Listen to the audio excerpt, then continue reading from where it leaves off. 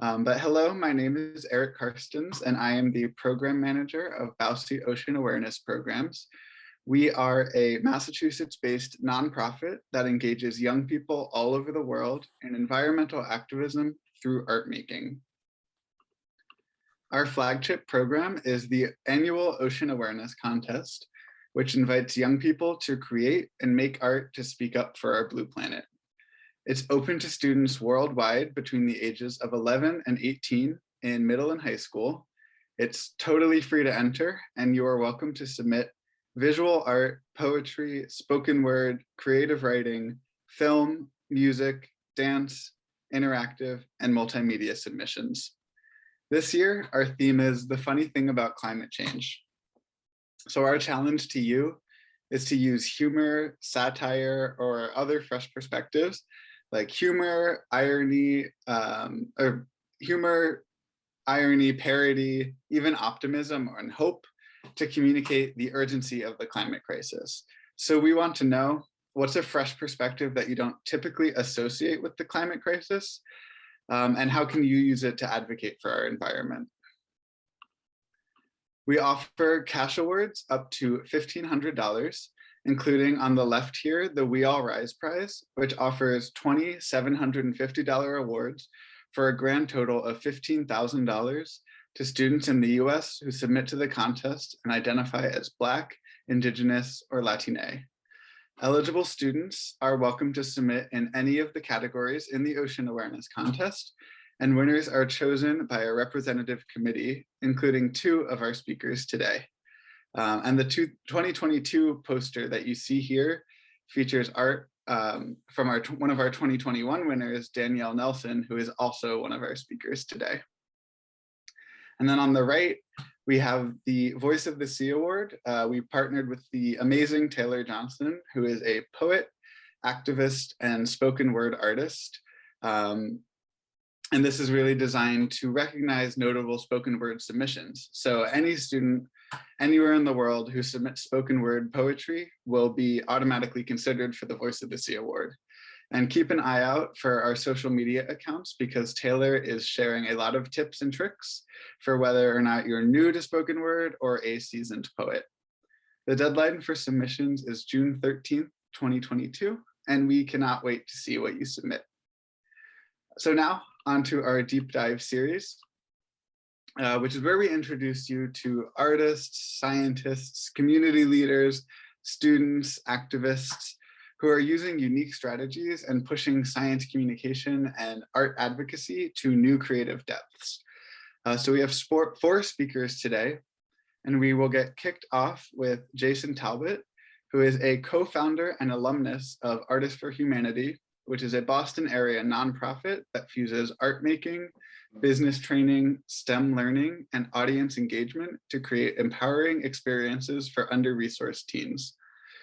Jason is currently serving as the Deputy Director and member of AFH's Board of Directors. Jason has dedicated the last 29 years of his life ensuring that Boston's young people are guided towards a successful life by encouraging their self-expression through art. The floor is yours, Jason. Well, hello, Jason Talbot here. Thanks for having me, Eric and Bausi. Huge fan of the organization and everything that you do. So much so that we have instituted the We All Rise Prize. And We All Rise is a take on the idea that as the tide rises, so don't all boats. And so I have this beautiful picture of boats in the rising tide to really highlight this idea that, by, awarding BIPOC young artists for their submissions to the contest, it really does help elevate this entire movement by amplifying their voices. We are showing that environmentalism and conservation are universal issues, and we can highlight those ideas of, you know, environmental racism and uh, the disproportionate effects that are dealt with by, you know, port cities and you know, communities by the shore, by the ocean, often diverse immigrant communities as well. So in island communities, there's just so many people that are affected by our ocean, and you know, we want to encourage them to be part of this contest. We want to encourage them to raise their voices, and we want to help them, you know, be shepherds for our ocean, and, you know, fight back against those people that would, you know, exploit our natural resources. So that's part of the idea around, you know, the We All Rise prize. Uh, but also, as myself, as Jason Talbot, I am an artist in my own right, and I like to spray paint. That's my thing. I love graffiti and graffiti art. So next slide. And this is a piece that I did in the graffiti alley over at Central Square. It says SWAT, but I replaced the A in SWAT with a portrait of my younger sister, who was quite angry with me at the time. This was my apology to my sister.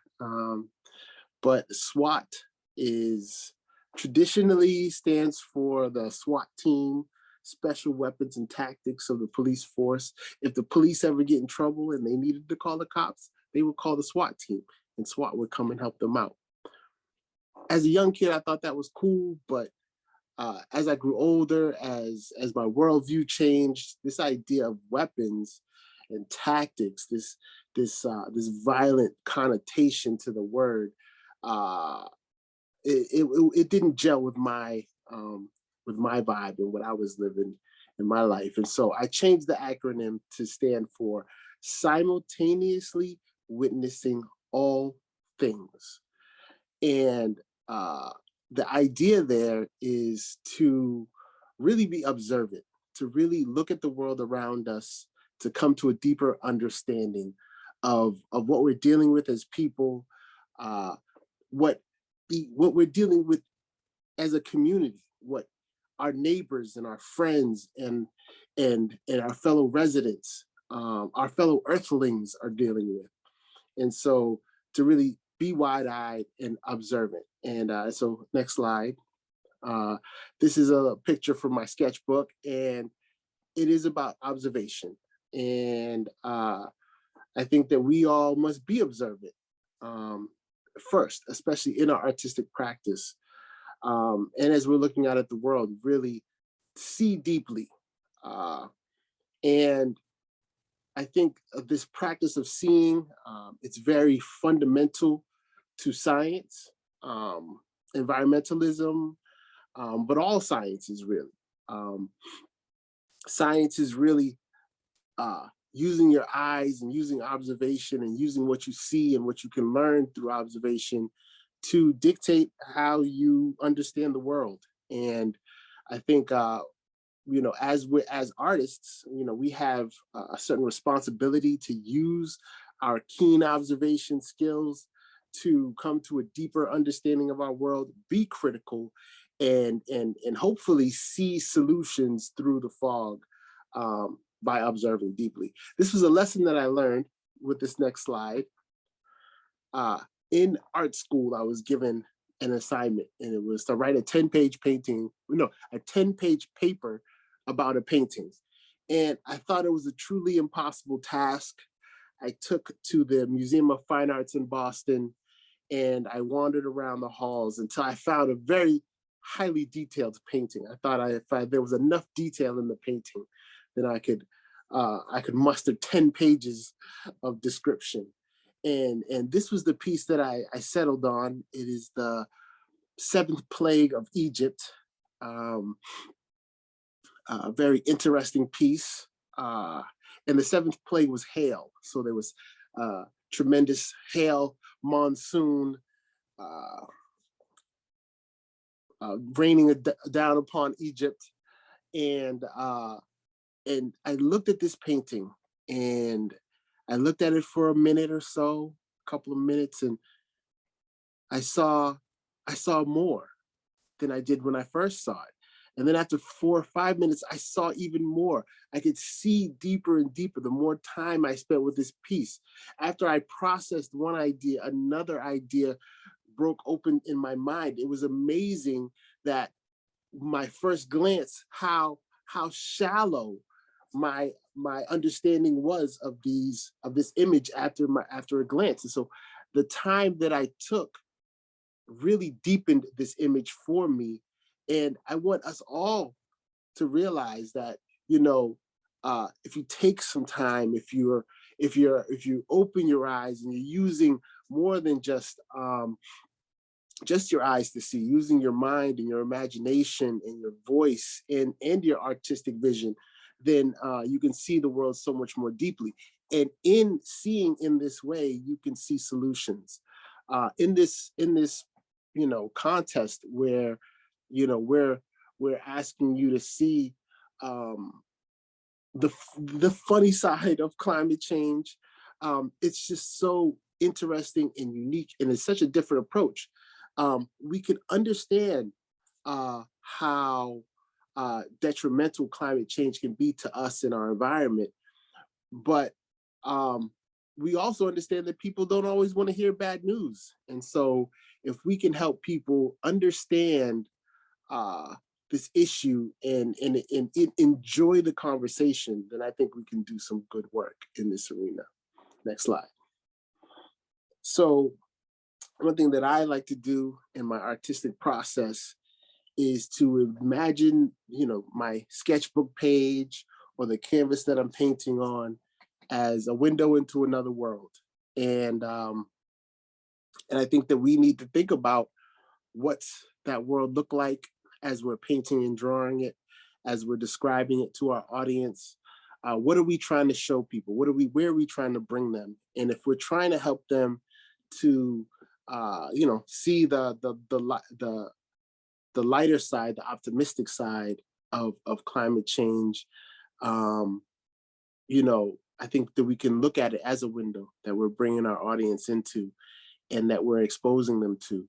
Uh, I also like to reflect on my dreams and what I see when I close my eyes. It's one of those things that really, it's one of those exercises that helps me with my artistic process. Um, what does it look like? First with my eyes closed, and then I can open them.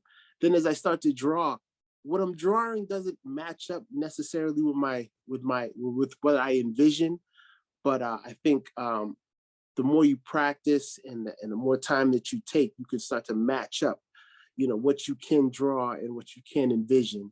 And I think we can effectively take people on a journey, effectively help people see the issues that we're facing today, um, both both with tears in their eyes or a smile on their face, because I think uh, both sides work, and both ways of approaching these issues can be helpful.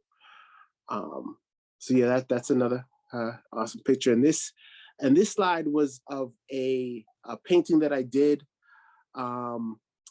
in support of the North Atlantic right whale. This was action that I personally took with some collaborators uh, to to highlight the plight of the highly endangered North Atlantic right whale, a beautiful, overly exploited creature trying to survive in our neighboring oceans.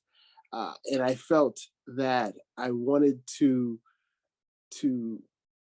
make this creature larger than life. This canvas is 15 feet tall, 30 feet wide, not quite the size of the whale itself, but still quite substantial. And then with these white lines, I was trying to mimic the sound waves that you hear when the whale sings its song across the ocean. Um, it has it was a very interesting piece. I then invited people to come and write within the sound waves messages from the whale to the world. And the idea was to lend a voice to this whale, to highlight its life and its plight, to expose people to its beauty so that they could see, this gigantic, amazing creature, and also just paint something that I love, that I appreciate. I love these giant animals. I love the fact that they have these gigantic brains in their head, and that they must be thinking amazing thoughts and sharing the oceans with each other. I hope that people will appreciate them for their epic beauty. I hope that people will revere them like they would a dinosaur. We want to bring dinosaurs back like Jurassic Park, but guess what? These animals are bigger and as beautiful and in danger of going extinct, and we can reverse that if we take action today. And I think that's why we're making these beautiful art submissions. I think that's why we're speaking about our oceans and our water. And I think that with some keen insight, with some interesting observations, we can make works, and that will further the mission to preserve our oceans and all the beautiful creatures that live within them. So yeah, that's my presentation. Thank you so much, Jason, and thank you for being such a steady partner and friend to the Bowseat team. We're so grateful to have you. Hey. No, I'm such a fan. I mean, maybe it's because I'm from Boston and I grew up by the ocean, but it's such an important part of my life, and I really hope that we can make a positive change. Great. So if anyone has any questions, I will ask to hold on to them until the end. We will definitely leave time after all of our presenters have gone for all of the questions to be addressed. So our next speaker is Ellie German, who is a multidisciplinary artist, Bowseat alumna, judge, and friend. She graduated from the University of Texas at Austin in 2021 with a BFA in studio art and is a full-time graphic designer at Three-Headed Monster in Dallas. Her art lives across mediums and disciplines because conceptual consideration is at the core of her practice. Ellie believes in the power of art to create conversation through collaboration. Ellie, the floor is all yours. Thank you, Eric. Thank you everyone for coming today. Yeah, I'm gonna be talking about artist block. And if you're wondering what is artist block, it is basically when as an artist, you find yourself not able to create. So this can be either because maybe you have too many ideas and you're overwhelmed, or because you have no ideas and you have no idea where to start. And this is very normal. It happens to everyone that has created art more than once, at least in their life. So you might just not have had a name for it, but it's artist block and it happens.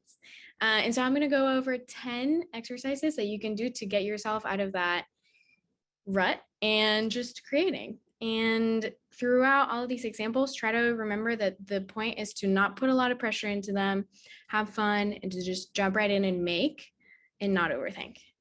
Okay. So the first idea is Netflix and Sketch. And this is my personal favorite. Actually, no, I have another personal favorite. They're all really fun.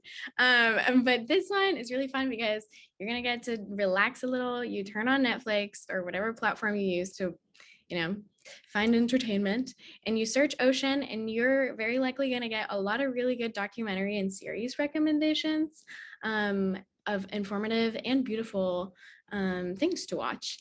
And you're going to grab a notepad, sketchbook, piece of paper, whatever. And while you're watching, you can doodle, respond to things that you hear, maybe even pause and draw whatever you see that you think is pretty, or just scribble while you're watching. Like you can do the most or the least and just enjoy. You next. Okay, this one's my personal favorite because you get to go outside as the first step. So you're gonna go out hunting for dry leaves. And you could approach this by looking at the leaf and looking at the lines and just tracing that, or you could do some abstract interpretation of what you see and reflect a nice pattern that might not exactly be there, but you sort of interpret that. And you can do this indoors, outdoors, if it's nice weather. Ink pens work really well. Any kind of paint, anything you can make work, just have at it. Be next.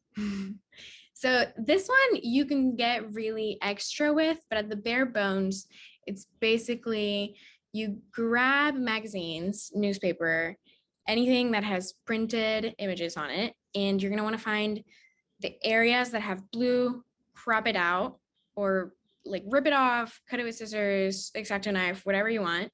I like the rip out method because you don't overthink the shape that you're cutting. And you can stack them on top of each other, make shapes with it. You can have as much fun as you want with it or be as destructive as you want with it. Yeah, printed blues. Next. Okay, this one's for my people that like illustrating. There's so many things. Like if I set myself out to create something that's illustration-y, it becomes overwhelming sometimes because there's just like so many things that you can illustrate. So in this exercise, you're just grabbing a mirror, yourself, and a blue pencil specifically, so you don't overthink the tool, just blue pencil, go for it.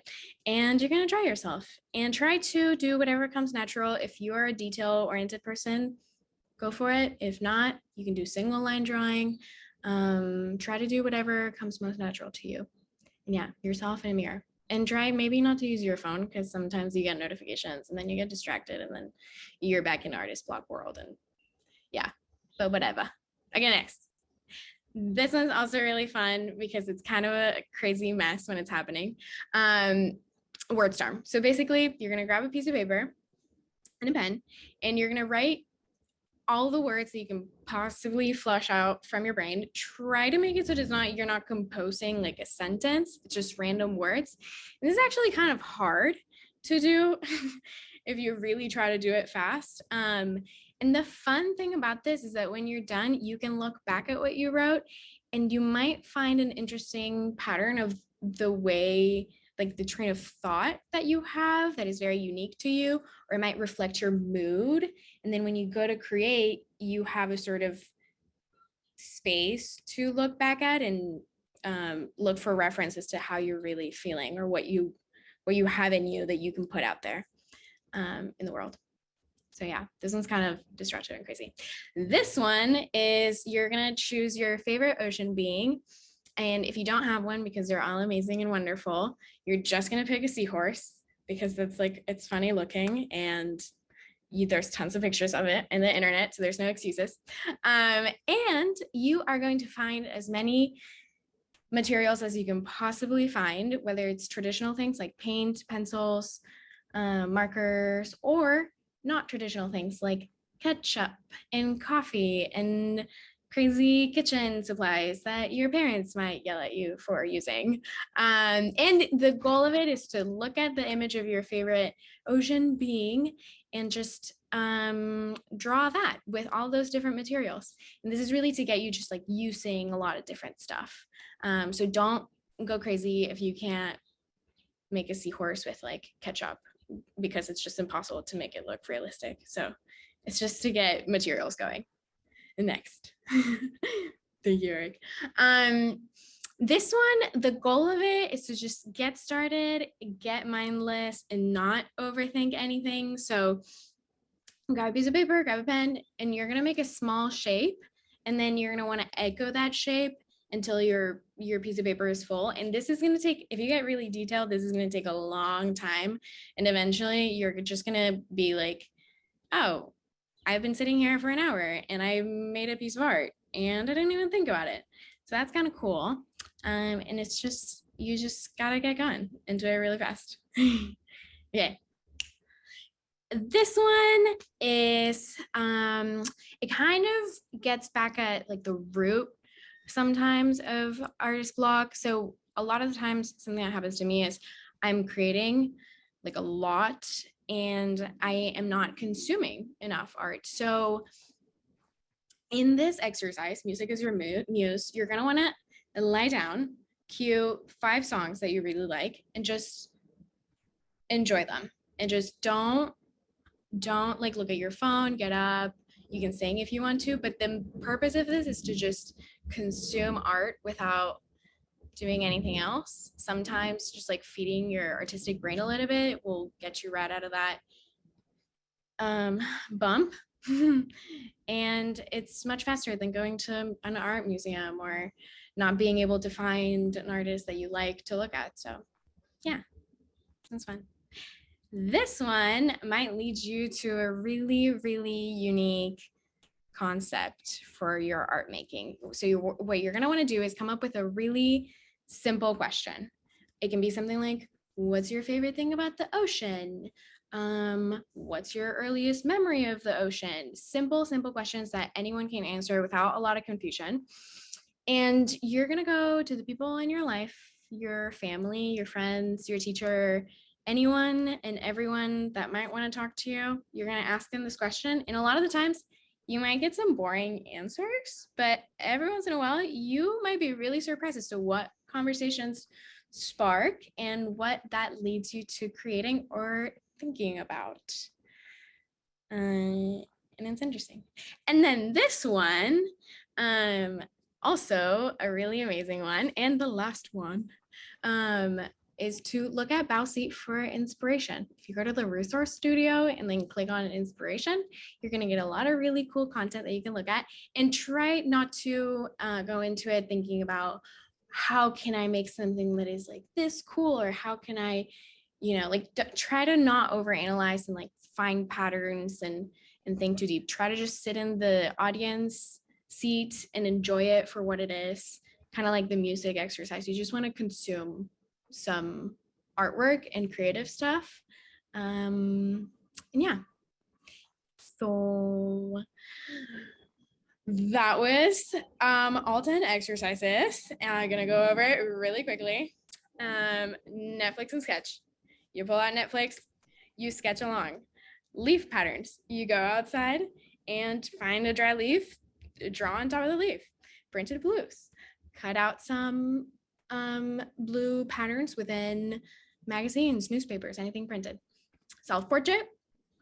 You make a self-portrait of yourself with a blue pencil. Wordstorm. You list as many random words as you can possibly come up with. Your favorite ocean being is you grab all of the materials that you can possibly find and draw your favorite ocean being with the various crazy materials. If you don't have one, seahorse. Mindless pattern. You're gonna create a pattern that is very detailed and takes you a long time, but it's mindlessly, so you're not overthinking anything. Music is your muse. You lie down, you listen to your favorite music, and you just enjoy, not overthink. And ask questions. You come up with a simple question. You ask your friends. You have interesting conversations, potentially. Some might be boring. That's okay. And then look at Bowseat for inspiration. And there's a space between seat. So yeah. This one, you're going to just go to the resource tab, inspiration. I believe, Eric, if I'm wrong, correct me. Okay, great. And you're just going to enjoy. Try not to look into it too deep and overthink. Just do it for yourself. And you can set yourself to throw all of these things away. So there's really no pressure. No one's ever going to find these things. Great. Thank you so much. I do have to thank you for the shout out for the resource studio. Yeah, it's awesome. And I'm definitely like itching to create now. I feel like I've been on kind of a block for a while now, and this definitely makes me want to kind of get back into creative. Do it. Thank you so much. Yay, thank you. So our next speaker now is Danielle Nelson. She is a scuba diver, artist, scientist, and sophomore in high school from Maryland, who's very passionate about the environment. Danielle is a self-taught artist and poet who focuses on nature, Black struggles, current events, and her life. Danielle is a winner of our 2021 We All Rise Prize, and has won other awards and recognition from Scholastic Art and Writing Awards, the FRA Essay Contest, the Lynx Young Masters 2.0 Program Writing Competition, the Maryland STEM Festival Art Contest, and the American Chemical Society Poetry Contest. She plans to study computer science and environmental science, or visual arts, and use those passions to give back to her community. Danielle, you are all good to go. Hey, hello, once again, my name is Danielle, and I will basically be talking about the creative process. So basically how I went from my idea to the end product. Next slide. So research. So if you already have like your idea, I would take it and go to the Bowseat Resource Studio and just look at it some more, see what information you can find, because there's a lot of resources, and that's really the first place that I went. Also, Oceana has great information about specific animals and legislation, and it was actually really interesting. I also liked the Marine Conservation Institute. It talks about like issues and how they're being solved, which is like very important. Also, the Joy Research Group has great visuals, and some of these concepts are a little odd to imagine. So it really helps to have like a visual so you can really see like what's going on. Also, the Ocean and Climate Platform is also like a great resource for climate issues and how they relate to the ocean. Next slide. Okay, so review the info packet. So the info packet actually has a lot of information. I would definitely make sure it's the one for 2022. You're not reviewing the wrong one, but it has a lot of good information on submission requirements, which differ between each category. And you should definitely make sure that like you're doing everything that you should be doing for the category that you're submitting art in. Also, eligibility and rules. It's also very important to look at that because you want to make sure that you're putting in all this work and it's going to be able to be submitted and accepted. Also, the theme. So since it's the funny thing about climate change, you want to make sure that you're answering your theme. And if you're kind of answering in a, I guess, new and nuanced way, you should make sure that that's like reflected in your reflection piece that you write about it. Next slide. Okay, so give yourself a fighting chance. So I would do this by like, I reviewed kind of winning submissions in previous years, and not to like take their ideas, but to kind of see what I noticed about the winning submissions. And I noticed a lot of them had like detail and a lot of them were like bright colored. So I kind of just kept that in mind when like creating and like coming up with my idea and just further developing it. So I also looked at what the judges will judge the art by, because I find it very helpful to know like what are things I definitely want to improve, what are the skills I want to show, and just like write that down, just keep that in the back of my mind about what I want to do. And it can be found on the info sheet and kind of just throughout the website. I also would make sure that you have enough time to create your art piece, which sounds kind of obvious, but with school, extracurriculars, and other things that you might have at the same time, sometimes it's a little like hard when things come up to make sure they have enough time. So I'd make sure that you kind of parcel out your time so you'll definitely be able to finish it, and also give yourself extra time. Because a lot of time when you make art, you make changes, you make, I don't really want to call them mistakes, but I guess choices that might redirect the direction of where your art piece is going. So you want to make sure that you have the time to do that. Okay, so next thing I'll be talking about is how to further develop your ideas.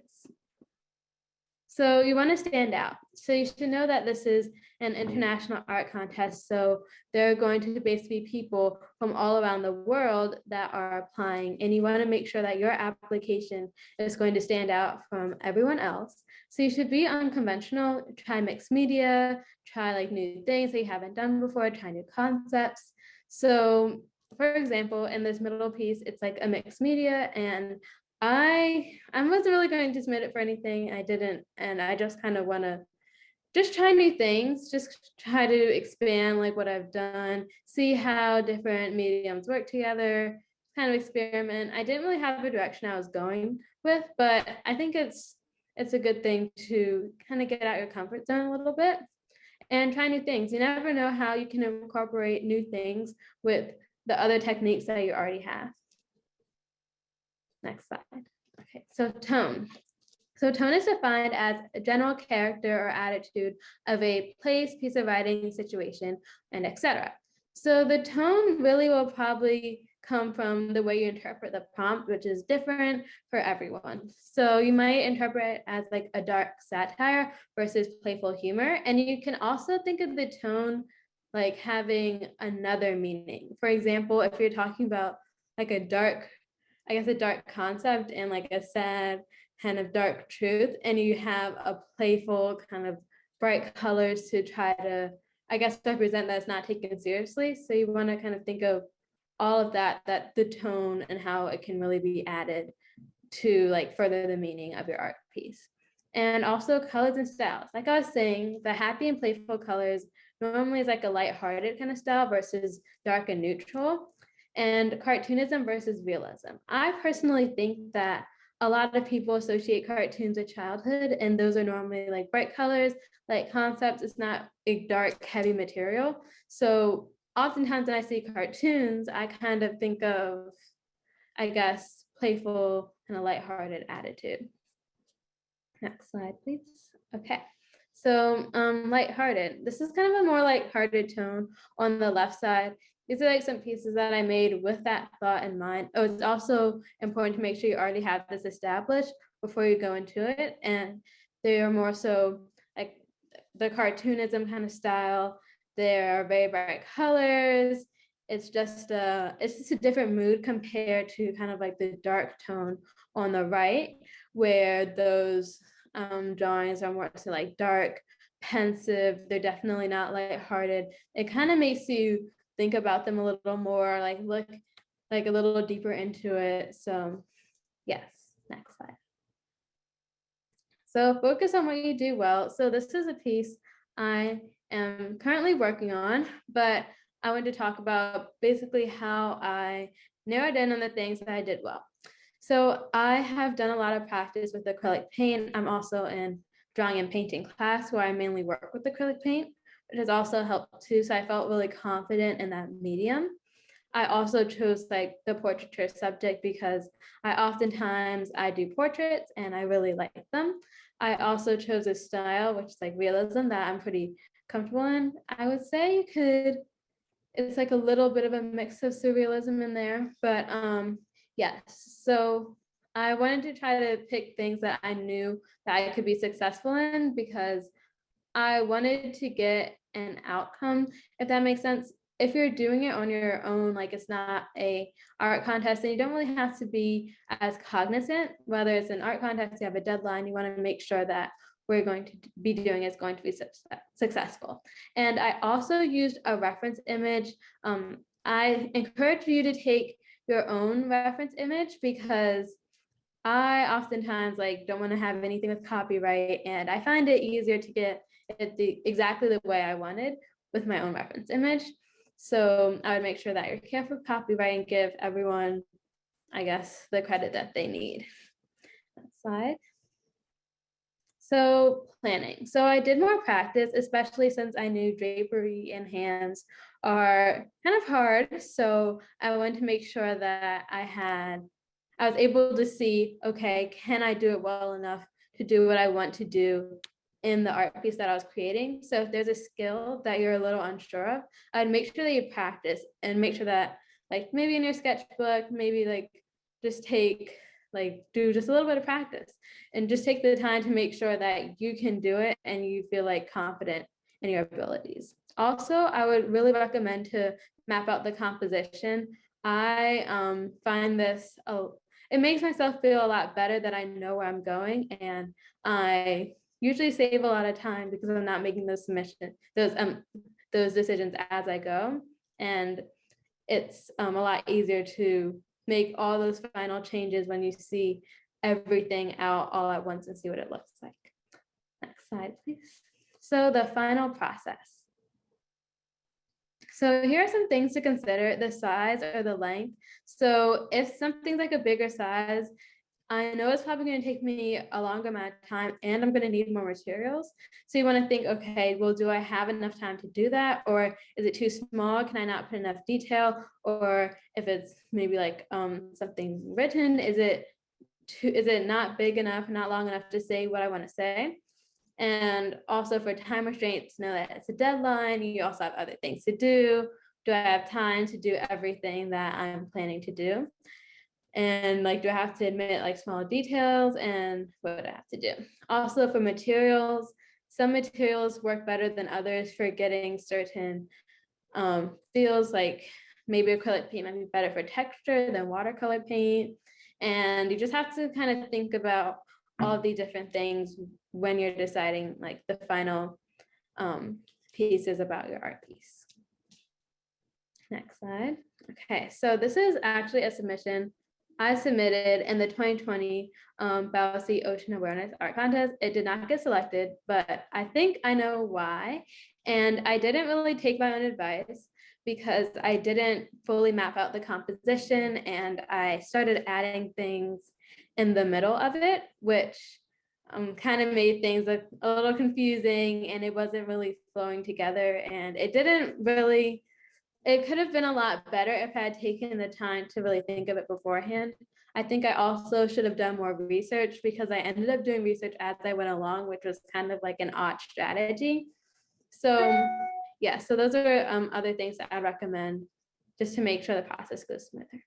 So this is a piece that I submitted this year, and that's like one of the recipients for the We All Rise Prize. And I decided to plan things out because I knew that I would have things to do. I was also in high school. I was a freshman that year. And I knew that, okay, compared to the time when I was in middle school, I'm probably not going to have as much time.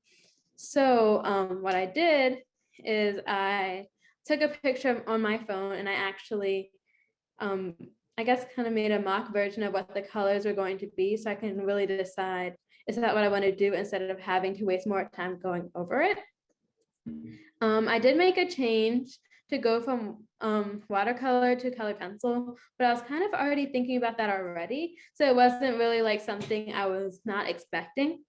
I also did add bubbles to the final piece. And yes, it kind of all came together. I definitely made sure I knew what I was doing. I had taken notes from all of the research that I did. I like wrote down things I definitely want to include. I reviewed all the information on the Bausi website, and I felt a lot better and a lot like stronger about this art piece. Okay, and thank you. Feel free to save the questions until the end. Thank you so much for sharing, Danielle. It is so valuable to hear about your process entering the contest and creating art in general. And I'm really, really glad what you said about how you have entered in the contest before, but you kept trying and it paid off, and we really love your work and we can't wait to see more of it. So thank you so much for sharing. So our next and final presenter is Marquise Victor. He is the founder and executive director of Elevated Thought. He leads ET's vision, goals, and mission, and he believes that creativity is essential for human flourishing and grounds his personal and professional pursuits in this perceived truth. Prioritizing a process of conversation, creativity, and collaboration, Marquise built and facilitated the art and social justice curriculum that serves as the foundation for all of ET's creative youth development and youth organizing work. Right. Let me stop sharing for a second. Thanks for that. I appreciate it. And thanks for everybody sharing their work. Really incredible. It's amazing. I think, I don't know how many years I've done this, but you know, rocking with with this and seeing the amount of talent within the young people, it's always humbling and motivating, because I didn't have a I didn't have an ounce of your talent or capability when I was your age. So I'm grateful to be here. Yeah, so I'm gonna share my screen. And once I do that, we'll get into it. I'll try to make things swift so we can open up some time for conversation. All right, cool. So Marquise Victor, y'all got the nice little bio. So like I said, I'm gonna be brief. This is gonna be a little bit more abstract, maybe a little bit more philosophical. I think for me, the big question is why? Why do we create? Why do you create? Why do you want to create? And you might not have the answer fully right away, like what your creation means, what it matters. And I think we can also get caught up in that, or I gotta create something that's really, really meaningful or powerful, and get caught up in what something actually ends up being rather than the process. But I think when we have time to reflect and internalize who we are and analyze the world around us, then that just becomes ingrained in the process. So I do poetry is my number one, but I've grown and evolved as an artist, and now I do a little bit of everything: photography, painting, mixed media. I'm really into collage. I paint with my daughter, do like these abstract paintings, and then we cut them out, and then we use those, repurpose them to do other pieces. So this piece right here, second to the left, we're outside chilling, and she told me this story about like an ice cream fire tree that she was thinking about, and so made it, and then it was rainbow fire ice cream tree. It was incredible, this story. And then so I took a picture of her, made the kind of collage tree, and then wrote a piece to go with it. And that's kind of my flow. I try to, whether I start with poetry or whether I start with a conversation or a photograph, I usually try to tap into different mediums. And over the past couple of years, I've really been engaged with the ocean in a deeper way because of how much my daughter took to it. So my family is my wife and my daughter, the two shining jewels and the essence of meaning for me in my life. So there's a lot of meaning attached to the ocean for me, aside for what it means to us as humans and species on this planet, but what it means for me personally. And just the enormity of it, it's reminiscent to me of the enormity of existence. And I think it's a humbling act when we go in to create. And I think when we go in with that humility and that curiosity, it grounds us in a way, versus kind of going in for, more of a particular gaining purpose. I wish you said there's nothing wrong with this, like, especially if you're an up-and-coming artist at Elevated Thought, we're aligning, consciousness, like evolving consciousness with how to exist as an art entrepreneur, social entrepreneur. Like, you got to know those things as well. But I think it's important to ground yourself in the purpose of things.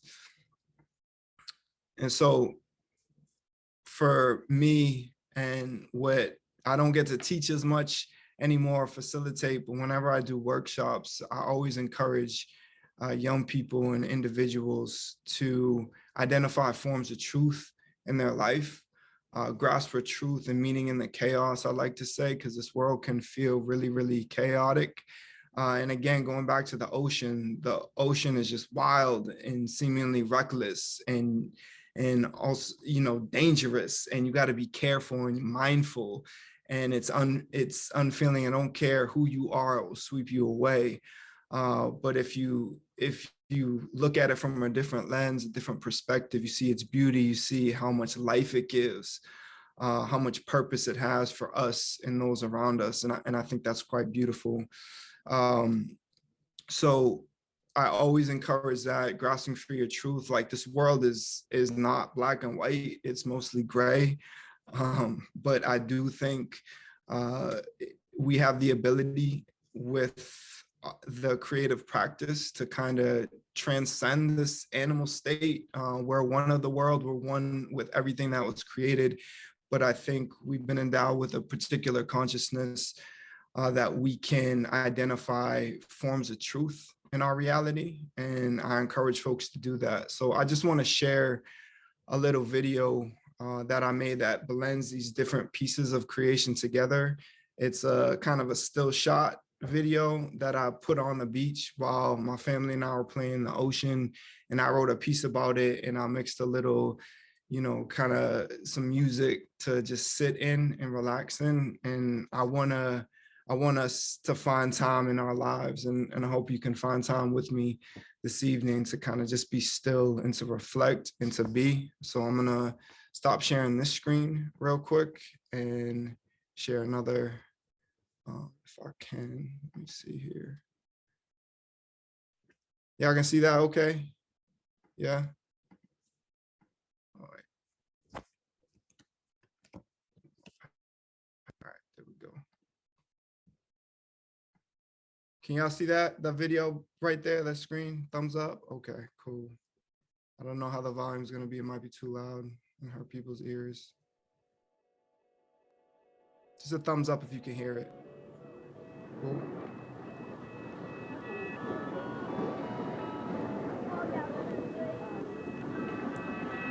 Who are we below inverted constellations? Bellowing from the fern gully, falling plasma directed by moral orations. Watch passively in gargantuan landscapes, fading azure framing innate gates to the sea she's linked, treetops of muted botanical tints. The ocean then to life that thinks, speaks platitudes, Ides of Pacific blue. Ides of Pacific blue spin drift in altitudes and endless fragments. The stratus of a new sun silhouettes forms of being, seized by continental drifts. Fear gives way to further seeing. She reaches for mysteries, coral violet cascades, dreams are double exposed to the top hold of passing clouds. No clocks are man-made imposed limitations, just ciphers of compounded spatial dimensions. Count floating cubes until they break into infinity. She giggles gently as foam bubbles tickle tenderly. Proper propagation of future seeds. Sapphire cut with cerulean, lapis spotted arctic, lagoon spruce.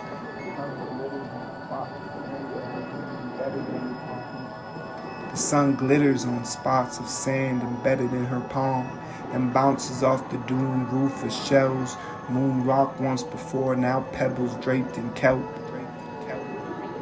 A wave of eucalyptus exudes calm.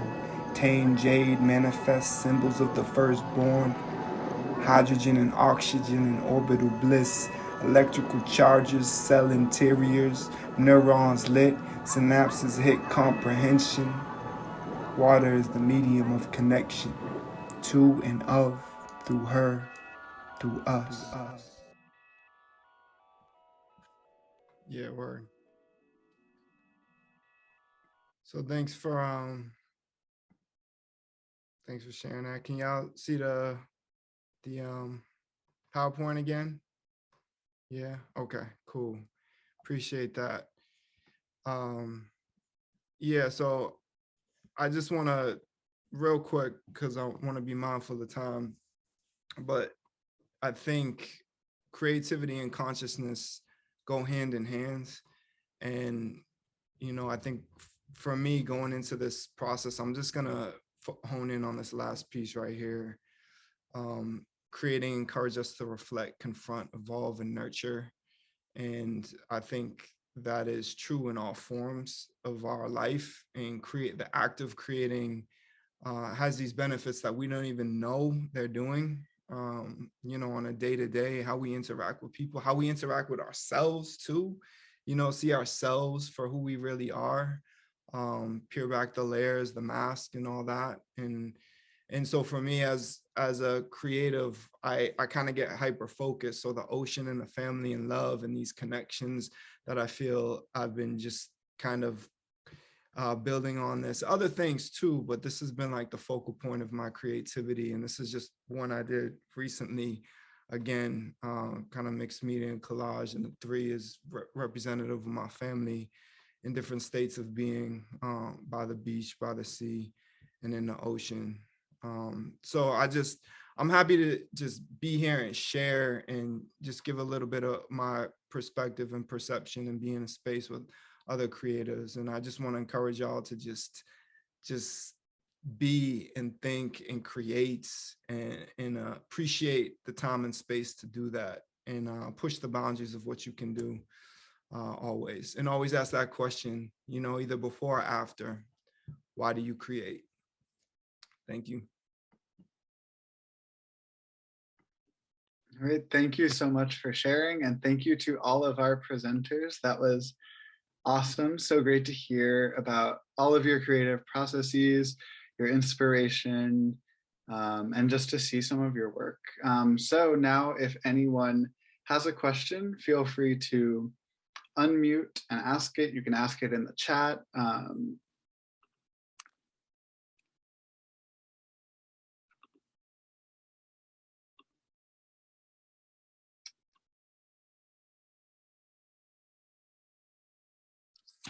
So Danielle, looks like, where was your first dive, and where is your favorite place to dive?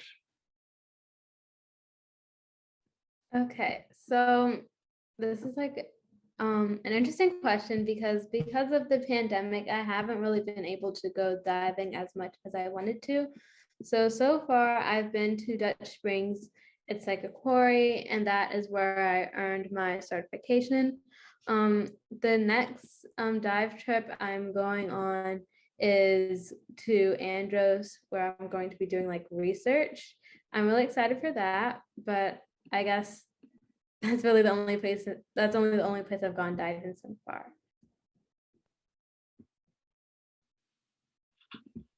Awesome. Yeah, I will say I'm also a scuba diver. After a quarry dive, you are set to dive anywhere. You are you are a well-trained diver. So great. Does anyone else have any questions?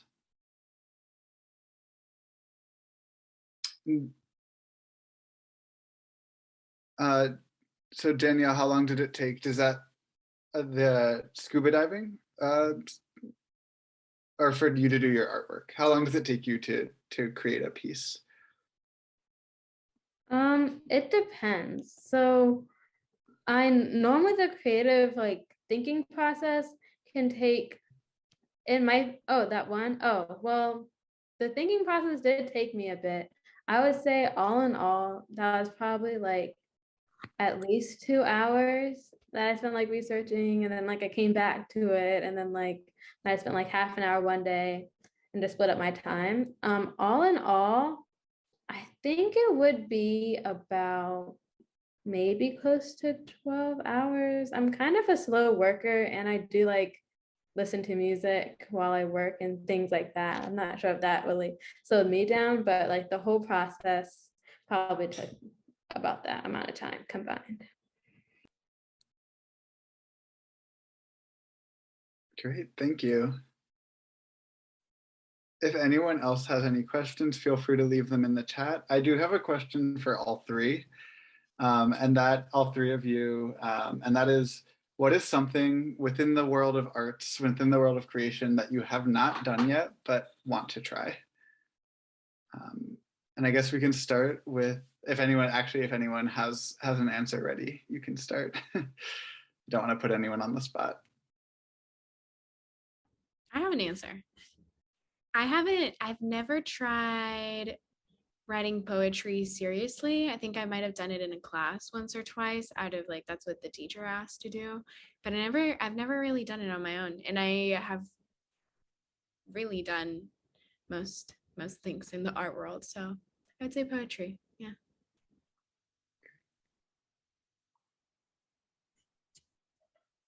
I think the art form that I haven't tried that I'd like to is glass blowing. I never done that. I feel like, getting some hot molten glass and blowing a bubble, and it just seems like such a wild process. And glass is such a beautiful thing. I really like to manipulate it one day.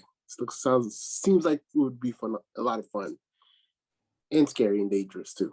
It's part of the fun. Yeah.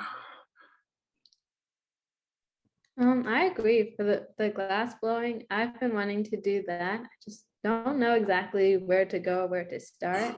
I've also been wanting to do kind of like more so creative writing. I do a little poetry on my own, but I don't want to like write a story on my own that's not just for class.